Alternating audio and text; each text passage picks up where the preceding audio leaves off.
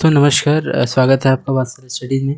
आज मैं एक और एडिटोरियल डिस्कशन लेके आया हूँ। आज है इंडिया और बांग्लादेश के ऊपर हम बात करेंगे कि इंडिया और बांग्लादेश के रिलेशंस क्या रहे हैं। आप जानते होंगे कि रिलेशन कुछ समय से बिगड़े हुए हैं, तो बहुत अच्छे तो नहीं हैं। 2024 में आप जानते हैं वहाँ के आंतरिक जो तनाव हुआ था, उसके बाद जो वहाँ के अल्पसंख्यक जो हिंदूज़ हैं उनके ऊपर बहुत अत्याचार किए गए, ऐसी न्यूज़ लगातार आती रही। तो उसके सारी चीज़ों के बारे में बात करेंगे। आप देख सकते हैं कि द हिंदू में एक एडिटोरियल आया था। एडिटोरियल है trade diplomacy on India Bangladesh trade related tensions जो चल रहे थे उसके बारे में। और एक और कटिंग है कि a lot is at take stake for India Bangladesh ties. उसके बाद देख सकते हैं कि how will Sheikh Hasina's exit impact India, कितना इम्पैक्ट उसमें डालेगा। सारी चीज़ों के बारे में हम इस एडिटोरियल में बात करेंगे डिस्कशन में। दोस्तों आप मेरा टेलीग्राम में चैनल ज्वाइन कर सकते हैं इस पीपीटी के लिए। वहाँ आपको पीपीटी मिल जाएगा और बहुत सारे अपडेट्स और मिल जाएंगे। दोस्तों मेंस के JS2 जो है इंटरनेशनल रिलेशन, उससे जुड़ा एक टॉपिक है। भारत की नेबरहुड फर्स्ट और एक्ट ईस्ट जो नीति है, पॉलिसीज़ है, वो द्विपक्षीय संबंध जो भारत और बांग्लादेश के हैं उस टॉपिक से आप इसको जोड़ के देख सकते हैं। ओवरऑल JS2 से आप इसको जोड़ के देख सकते हैं दोस्तों। तो आइए आगे बात करते हैं इस एडिटोरियल में। सबसे पहले मैं आपको एक संक्षिप्त परिचय बताऊंगा भारत और बांग्लादेश का। आप जानते हैं दोस्तों, बांग्लादेश जो है, बांग्लादेश 1971 में अस्तित्व में आया था। और उसके अस्तित्व में लाने के लिए भारत ने बहुत बड़ा योगदान दिया था। मैं आगे भी बात करूंगा उसकी। मैं यहाँ बताऊंगा दोस्तों कि बांग्लादेश भारतीय जो जितने भी राज्य हैं, किन किन से राज्यों से जुड़ता है। सबसे पहले वो मेघालय से जुड़ता है, उसके बाद यहाँ देखिए असम से जुड़ेगा, असम के थ्रू यहाँ से। उसके बाद पश्चिम बंगाल के साथ बहुत लंबी बॉर्डर शेयर करता है, त्रिपुरा से जुड़ता है। और इधर आप देख सकते हैं दोस्तों, ये बे ऑफ बंगाल भी है इधर, तो उससे भी ये जुड़ता है, जहाँ उसकी जो एक्टिविटीज़ हैं, पोर्ट्स वगैरह वहाँ पे जो बनाए गए हैं। आप ढाका का एक एयरपोर्ट के बारे में सुने होंगे, और बहुत सारे एयरपोर्ट जो इम्पोर्टेंट हैं उनके बारे में बात करेंगे। सबसे पहले दोस्तों राजनीतिक जो तनाव पिछले साल उभर के आए थे उसके बारे में बात करते हैं।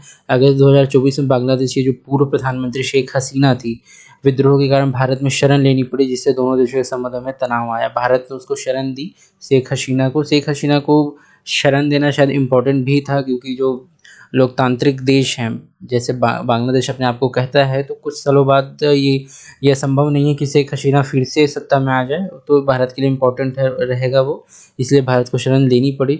उसके बाद बांग्लादेश ने हिंदू और अन्य अल्पसंख्यकों पर हमलों के कारण विरोध बढ़ा। जो वहाँ मैंने पहले ही बताया कि जो हिंदू थे वहाँ पे, अल्पसंख्यक है हिंदू वहाँ पे, तो वहाँ पे बहुत ही ज़्यादा अत्याचार वहाँ पे जहाँ उसको हमले करने पड़े, हमला किया। जैसे आप सुने होंगे मंदिरों पे जो हिंदू के जितने भी समुदाय आधारित जो थे भवन, वहाँ पे बहुत सारे हमले आप सुने होंगे, अल्पसंख्यक जो वहाँ के हैं। तो इस प्रकार से आप इसको देख सकते हैं। दिसंबर 2024 में भारतीय विदेश जो सचिव हैं विक्रम मिस्री ने बांग्लादेश की यात्रा की और तनाव कम करने के लिए संवाद का आह्वान किया। उन्होंने संवाद स्थापित करने का प्रस्ताव रखा था, जो विदेश सचिव हैं हमारे। उसके बाद देखें दोस्तों कि साझा इतिहास और सांस्कृतिक संबंध हमारे बहुत पुराने रहे हैं। 1971 में जैसे मैंने बात की, जो मुक्ति वाहिनी सेना थी के दौरान भारत ने बांग्लादेश का समर्थन किया। बांग्लादेश को एक स्वतंत्र राष्ट्र के रूप में मान्यता देने वाला सबसे पहला देश भारत बना था। जब 1971 में अलग किया बांग्लादेश और पाकिस्तान को भारत ने, तो वो सबसे पहला एक स्वतंत्र राष्ट्र की मान्यता दी थी भारत ने। उसके बाद दोनों देशों के लोग सांस्कृतिक और पारिवारिक संबंधों से जुड़े रहे हैं, सांस्कृतिक तौर पे गहरे तौर पे वो जुड़े रहे हैं दोस्तों, क्योंकि 1971 के पहले या 1948 के पहले लगभग वो पूरा जो है भारत का सभी हिस्से थे। तो इसको आप देख सकते हो। उसके बाद दोस्तों द्विपक्षीय संबंधों के महत्व के बारे में मैं बात करूँगा कि इसके महत्व क्या है दोस्तों, इंडिया के पर्सपेक्टिव से भी और बांग्लादेश के पर्सपेक्टिव से भी, क्योंकि ये दोनों इम्पॉर्टेंट है दोस्तों दोनों के लिए। साझे ऐतिहासिक और सांस्कृतिक आधार, गहरे ऐतिहासिक, सांस्कृतिक और भाषाई संबंध दोनों देश साझा करते हैं। आपसी विश्वास, सीमा पार लोगों के संबंध को बढ़ावा दिया जाता है।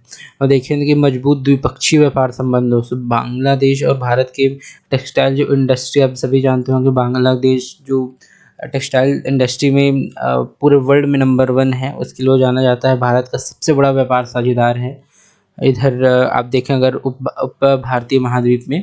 उसके बाद 2023-2024 में व्यापार 14.01 बिलियन डॉलर तक पहुंच गया था दोस्तों 2023-24 के लेटेस्ट आंकड़ों की मैं बात कर रहा हूं। उसके बाद देखेंगे कि सुरक्षा और सीमा सहयोग, सीमा जहाज लगभग 4096 किलोमीटर का शांतिपूर्ण प्रबंधन, कुछ अगर क्षेत्रों को छोड़ दे तो सीमा पार मुद्दों पर सहयोग। हालांकि मानव तस्करी और मादक जो पदार्थ हैं वो इसका एक्सेप्शन आप ले सकते हैं, क्योंकि मैंने पिछले एक और वीडियो में बात की थी आपसे कि मानव तस्करी, मादक पदार्थ की तस्करी बहुत अधिक मात्रा में होती है। रणनीतिक समुद्री और ब्लू इकोनॉमी साझेदार, मैंने आपसे बात की कि जो बे ऑफ बंगाल है वहाँ पे दोनों जो है समुद्री जो साझेदारी है, ब्लू इकोनॉमी है दोस्तों, उसको ये दो पार्टनरशिप में साझा करते हैं। रिस्क साझेदारी और समुद्री सहयोग पर समझौता, ब्लू इकोनॉमी और समुद्री विज्ञान में भी सहयोग किया जाता है। तो इसको इस प्रकार देख सकते हैं दोस्तों। ये एक चार्ट है कि दोनों के जो ट्रेड रहे हैं, व्यापार पिछले कुछ सालों में, उसके बारे में मैंने बात की। जो 2006 से 2010-11 के आंकड़े हैं, जब इन लोग का ये जब स्थापित हो रहे थे और बहुत सशक्त हो रहा था दोनों देशों के जो व्यापार हैं। देख सकते हैं ब्लू जो है बांग्लादेश के एक्सपोर्ट टू इंडिया को दर्शाता है और इंडिया एक्सपोर्ट टू बांग्लादेश को। तो इस आधार पे आप देख सकते हैं कि ये दोनों के लिए बहुत इंपॉर्टेंट है दोस्तों, बांग्लादेश के लिए भी और इंडिया के लिए भी ये ग्राफ।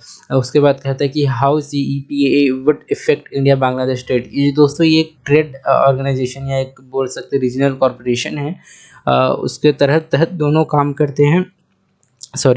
ये देखिए यहाँ पे एक्सपोर्ट और इंपोर्ट के आंकड़े दिए गए हैं। 2 बिलियन डॉलर दिया गया है। और इसके बाद 1 CAP साइंड, यानी CEPA जो साइन किया, उसके बाद कह रहा है कि Bangladesh export growth will be 190%, India's export growth will 188%। तो ये सारी चीज़ें देख सकते हैं दोस्तों कि दोनों को जो है वो अपने जो ट्रेड जो सरप्लस है उसमें रहते हैं CEPA खासकर ज्वाइन करने के बाद। उसके बाद देख सकते हैं Bangladesh GDP growth will increase 1.7%।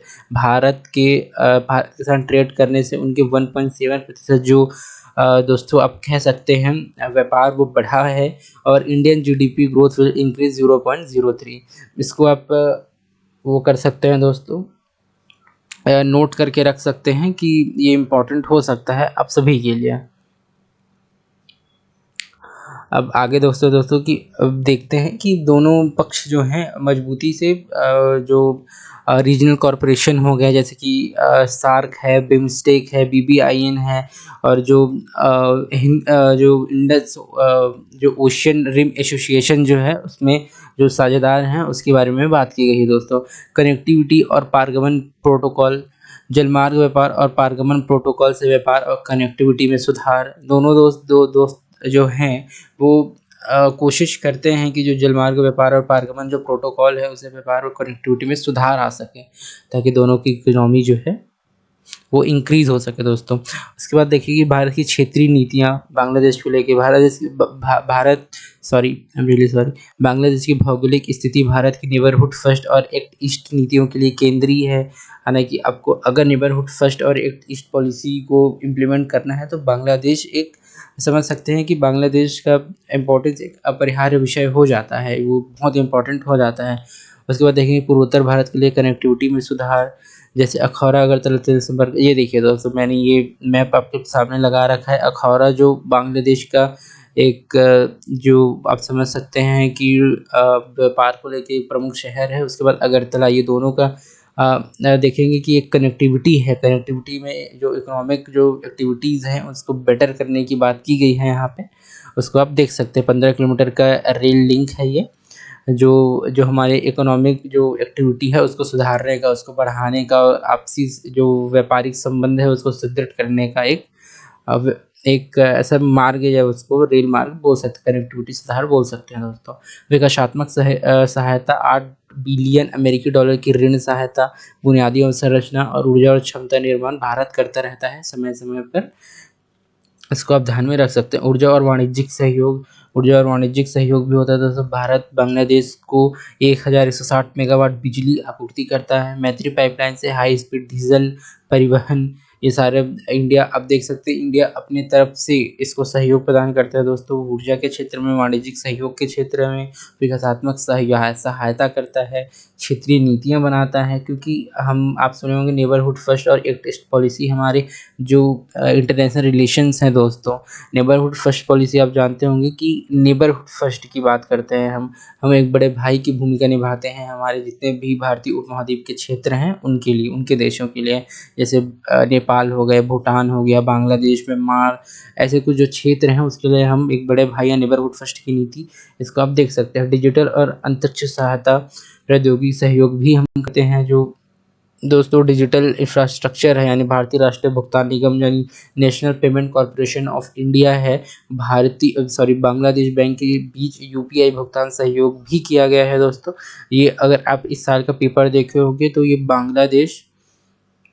Bangladesh जो है दोस्तों, ये क्वेश्चन आया था कि यूपीआई है, कौन कौन से देश ने साइन किया है, तो बांग्लादेश एक ऑप्शन के रूप में था। इसको आप इस तरह से देख सकते हैं दोस्तों। और चुनौतियों की बात करते हैं दोस्तों, दोनों देशों में निश्चित मायनों में बहुत सारी चुनौतियां हैं। उसकी हम सबसे पहले चुनौती तो भी राजनीतिक क्षेत्र में, ये राजनीतिक तनाव के रूप में देखने को आई थी। तो उससे मैं और इसको चर्चा करने का कोशिश करता हूँ। नदी जल बंटवारे से संबंधित विवाद दोस्तों, तीस्ता नदी आप जानते होंगे, मैं यहाँ पे मैप भी लगाया है। तीस्ता नदी निकलती है सिक्किम से, वो आती है दोस्तों, और यहाँ बांग्लादेश में वो सिक्किम के थ्रू आती है। यहाँ से वो पश्चिम बंगाल होते हुए तीस्ता रिवर जो है बांग्लादेश में प्रवेश करती है, और ये बांग्लादेश के अंदर ही, यहाँ देखिए आप, अगर आप देख पा रहे होंगे तो ये है ब्रह्मपुत्र नदी। ब्रह्मपुत्र नदी में यहाँ मिलती है बांग्लादेश में दोनों, और दोनों मिल जाने के बाद ये आपस में जमुना कहलाती है दोस्तों। तीस्ता रिवर और ब्रह्मपुत्र रिवर, है ना। तो आप इसको देख सकते हैं। और गंगा इधर से आ रही है, देख सकते हैं हम, गंगा जब इधर से आ रही है और गंगा और ब्रह्मपुत्र मिलने के बाद ये पद्मा हो जाती है, तो इसको आप देख सकते हैं। लेकिन ये जो सिक्किम से आती है तीस्ता रिवर को लेके भारत और बांग्लादेश में एक विवाद का विषय बहुत पहले से चला आ रहा है। देखिए व्हाट इज द डिस्प्यूट, वहाँ पे पढ़ सकते हैं। Bangladesh wants to 50% of Teesta water between December and May, actually India claims a share of 55%। तो इसके लिए एक बहुत ही विवाद का विषय है जिसको सुलझाना बहुत इम्पोर्टेंट है। अभी तक सुलझते हुए आसार इसके नहीं दिखे हैं। जो वाट इज तीस्ता, आप इस तीस्ता के बारे में आप पढ़ सकते हैं। और ये क्योंकि हमारा तीस्ता रिवर आज का एजेंडा नहीं है तो मैं आज ये डिस्कस नहीं कर पाऊँगा। तो आगे चलते हैं दोस्तों कि तीस्ता नदी विवाद और जल वितरण मुद्दे जो हैं वो एक चुनौतियों और एक समस्याओं का हिस्सा है हमारे। बांग्लादेश में चीन का बढ़ता प्रभाव दोस्तों, चीन बांग्लादेश का प्रमुख सैन्य साझेदार है, सुरक्षा पर प्रभाव पड़ता है। आप देखते हैं कि जो चीन है, शायद मैंने मैप लगा रखा है कि मैं देखता हूँ, चीन है दोस्तों, वो बांग्लादेश पे अपना असर बैठाना चाहता है। ये देखिए, ये भी उतना अच्छा तो नहीं है लेकिन मैं बता देता हूँ एक बार कि जो चीन है दोस्तों, आप जानते हैं कि चीन इधर है, ऊपर ही की चीन है, आप समझ के चलिए दोस्तों। ये चीन है और भारत यहाँ पे है और बांग्लादेश ये। तो चीन जो चाहता है यहाँ पे अपने सैन्य अड्डे बना रहा है बांग्लादेश में। आप समझ सकते हैं कि चीन हमारा विरोधी राष्ट्र है और बांग्लादेश में जब वो बनाएगा अपने सैन्य अड्डे तो हमारे लिए चुनौती का विषय होगा। जब हमारे लिए चुनौती होगा तो देख सकते हैं कि हमारे लिए ये सही बात नहीं होगी, क्योंकि सैन्य अड्डे जो हमारे विरोधी दुश्मन है वो पास में हमारे आ जाएंगे। तो इसको आप इस तरह से आप देख के समझ सकते हैं दोस्तों कि ये चुनौती के रूप में हम इसको देख सकते हैं। अब उसके बाद देखेंगे सीमा पार सुरक्षा चिंताएं, अवैध प्रवासन, रोहिंग्या की उपस्थिति, सुरक्षा पर दबाव। हमारा अवैध प्रवासन होता है, ये भी चुनौतियों का एक बड़ा हिस्सा रहा है दोस्तों, क्योंकि आप सभी देखेंगे कि जो रोहिंग्या मुसलमान हैं 1971 में तो और अवैध प्रवासन बहुत अधिक बढ़ गया था। और कट्टरता और अल्पसंख्यकों पर अत्याचार, आप देखेंगे कि अभी जो राजनीतिक तनाव उत्पन्न हुआ था, धार्मिक उग्रवाद में बदला, अल्पसंख्यकों के अधिकार जो छीने गए, जो हिंदू मंदिर हैं उस पर हमले किए गए, उस पर अटैक किया गया। तो इस तरह से आप देख सकते हैं इसको। भारत की घरेलू नीतियाँ, जो एनआरसी आप सुने होंगे, सीएए सुने होंगे दोस्तों, इसमें हमने कहा कि जो 1971 के बाद आए हैं उनको प्रवासित कर दिया जाएगा। तो ये एक अपने आप में एक ऐसी चुनौती है जो बांग्लादेश उसको लेगा कि नहीं लेगा, ये भी सबसे बड़ी चुनौती है। तो इसको आप लेके चल सकते हैं दोस्तों। और राजनीतिक अस्थिरता की तो मैंने बात की ही, बांग्लादेश की जो अंतिम सरकार के कारण द्विपक्षीय सहयोग में विलम्ब हो रहा है, इससे व्यापार में भी असर पड़ सकते हैं दोस्तों। भारत और बांग्लादेश के संबंधों को मजबूत करने के कुछ उपाय दिए गए हैं यहाँ पे, जो एडिटोरियल में डिस्कस किए गए हैं, उसके बारे में भी मैं बात करना चाहूँगा यहाँ पे। देखिए दोस्तों, CEPA वार्ता आरंभ, मैंने CEPA की बात की थी। CEPA अभी कुछ समय के लिए अभी स्थगित है, तो व्यापार बढ़ने के लिए व्यापक आर्थिक भागीदारी समझौते पर वार्ता सॉरी आपको अगर जो है व्यापारिक संबंध और सुदृढ़ करने हैं, व्यापारिक संबंध बढ़ाने हैं, तो CEPA वार्ता आरंभ और करनी होगी, ताकि उसके थ्रू इकोनॉमिक एक्टिविटी फिर से पटरी पे लौट पाए दोस्तों। विशेष आर्थिक क्षेत्र, जो स्पेशल इकोनॉमिक जोन्स हैं, उसका विकास किया जाना चाहिए। बांग्लादेश में SEZ के माध्यम से भारतीय निवेश को आकर्षित किया जाए, ताकि दोनों देश के संबंध और व्यापारिक संबंध है, जो निवेश के संबंध है, वो बेहतर हो पाए। जल बंटवारा संधियों को अंतिम रूप देना। तीस्ता नदी विवाद, मैंने पिछले स्लाइड में ही आपसे बात की। जल जो राजनीतिक मुद्दे हैं उनका समाधान करना। तीस्ता नदी जो आती है, आप देखिए, एक बार और लिए चल देता हूँ मैं उस स्लाइड में आपको। ये है दोस्तों तीस्ता। इस तीस्ता रिवर को अगर आप सॉल्व करेंगे दोस्तों, तीस्ता रिवर सॉल्व करने के दोनों देशों के व्यापार और व्यापारिक संबंध, सांस्कृतिक संबंध और जितने भी हमारे धार्मिक संबंध भी आप बोल सकते हैं, क्योंकि हमारे देश में भी एक बड़ा हिस्सा मुसलमानों का है और वहाँ भी एक छोटा हिस्सा समझ सकते हैं कि हिंदुओं का है दोस्तों। तो इस प्रकार आप इसको देख सकते हैं। ऊर्जा और विद्युत सहयोग को बढ़ाना, देख सकते हैं कि संयुक्त विद्युत परियोजना और आपसी ग्रिड इंटरकनेक्शन, ये देखिए मैंने यहाँ पे सॉरी ये नहीं है, संयुक्त विद्युत परियोजना और आपसी ग्रिड इंटरकनेक्शन को भी हम बढ़ा सकते हैं दोस्तों। कनेक्टिविटी परियोजनाओं को गति देना, रेल, सड़क, जलमार्ग कनेक्टिविटी परियोजनाओं को शीघ्र पूरा करना, ये देखिए यहाँ से ये प्रस्तावित है दोस्तों। यहाँ से हमको रेल, सड़क जो है वो प्रस्तावित है। अगर हम इसको, एक इम्पॉर्टेंट मुद्दा है दोस्तों, अगर इसको हम रिजॉल्व कर पाते हैं, इसको सॉल्व कर पाते हैं, तो हम अपने व्यापारिक क्षेत्र में बांग्लादेश के साथ बहुत ही एक सुदृढ़ स्थिति में आ जाएंगे। उसके बाद कह रहे हैं दोस्तों कि क्षेत्रीय और उप क्षेत्रीय सहयोग को बढ़ाना। बिम्स्टेक हो गया, सार्क हो गया, ये इकरा हो गया, आप जानते हैं ये सारे रीजनल कॉरपोरेशंस हैं। ये जो आर्थिक क्षेत्र में और जो पर्यटन क्षेत्र हैं, विभिन्न जो क्षेत्र हो सकते हैं, उसके बारे में हम ये सहयोग आपस में देने का कार्य करता है दोस्तों। अब इसके बाद देखेंगे कि सांस्कृतिक और युवा आदान प्रदान को बढ़ावा देना। छात्रवृत्तियाँ हो गई, सांस्कृतिक कार्यक्रम हो गए, युवा प्रतिनिधि मंडल हो गए, उसको बढ़ावा देना दोस्तों, ताकि दोनों देश एक सुदृढ़ अवस्था में आ पाए। उसके बाद दोस्तों अगला है कि अल्पसंख्यक अधिकारों पर ध्यान देना। भारत को ये वार्ताओं के थ्रू बांग्लादेश को बोलना होगा, या तो संवाद स्थापित करना होगा कि वहाँ पे जो अल्पसंख्यक हैं उनके अधिकारों की सुरक्षा की जाए, उनके अधिकार जो हैं उनको गलत में ना डाला जाए। उसके बाद दोस्तों अब ये आर्टिकल ख़त्म होता है लगभग, और इसके निष्कर्षों की बात करते हैं कि इसका निष्कर्ष आखिर हो क्या सकते हैं दोस्तों। भारत बांग्लादेश संबंधों को स्थिर और मजबूत बनाने के लिए संतुलित कूटनीति, सुरक्षा और व्यापार में सहयोग और जन जन के बीच संपर्क बढ़ाना आवश्यक है, और क्षेत्रीय स्थिरता और साझा हितों की रक्षा के लिए दोनों देशों का सहयोग किया जाना ज़रूरी है। मैं दोस्तों दोनों के बीच आप संवाद स्थापित करने की कोशिश कर सकते हैं। संवाद स्थापित हो, विश्वास स्थापित हो, और जब विश्वास स्थापित होगा, विश्वास स्थापित होगा, तो निश्चित मायनों में जो व्यापार हैं वो बढ़ेंगे। व्यापार बढ़ेंगे तो हम एक दूसरे की बेहतर हेल्प कर पाएंगे, और जितनी भी चुनौती है, मैंने आपको बताया जो चुनौतियां हैं दोस्तों, इसको हम रिजॉल्व कर पाएंगे और एक दूसरे को बेहतर भविष्य की हम कामना कर पाएंगे। तो बस दोस्तों आज के लिए इतना ही बस। लेकिन प्रीलिम्स के और मेंस के कुछ मैंने क्वेश्चन दिए हैं यहाँ पे, तो उसको मैं एक बार पढ़ देता हूँ। इसके आंसर मैं यहाँ पे नहीं दूंगा, इसका आंसर आपको कमेंट में करना है, या तो आप टेलीग्राम चैनल ज्वाइन कर लीजिएगा। टेलीग्राम में आपको ये आंसर सभी मिल जाएंगे। पिछले दशक में भारत और श्रीलंका व्यापार के मूल्य में सतत वृद्धि हुई। भारत और बांग्लादेश के बीच होने वाले व्यापार में कपड़ा और कपड़े से बनी चीज़ों का व्यापार प्रमुख है। मैंने टेक्सटाइल इंडस्ट्री के बारे में आपको कुछ देर पहले ही बताया। पिछले 5 वर्षों में दक्षिण एशिया से भारत के व्यापार का सबसे बड़ा भागीदार नेपाल रहा है। तो देखते तो ऑप्शन है केवल 1 और 2, केवल 2, केवल 3, डी 1, 2, 3। इसको आप आंसर ज़रूर देंगे और या तो कमेंट करेंगे दोस्तों। अब देखिए मेंस का एक क्वेश्चन है जो 2015 में पूछा गया था। परियोजना मौसम को भारत सरकार के अपने पड़ोसी के साथ संबंधों के सुदृढ़ करने की एक द्वितीय विदेशी नीति पहल माना जाता है। क्या इस परियोजना का एक राजनीतिक या रणनीतिक आयाम है? चर्चा कीजिए। मैंने डायरेक्टली मौसम की बात नहीं की, लेकिन मैंने देश के जो पड़ोसियों के संबंध है उसके बारे में मैंने ज़रूर चर्चा की है। तो इसको आप लिखने की ज़रूर कोशिश करिएगा और अपने स्तर पे इसको जाँच करने की कोशिश करिएगा।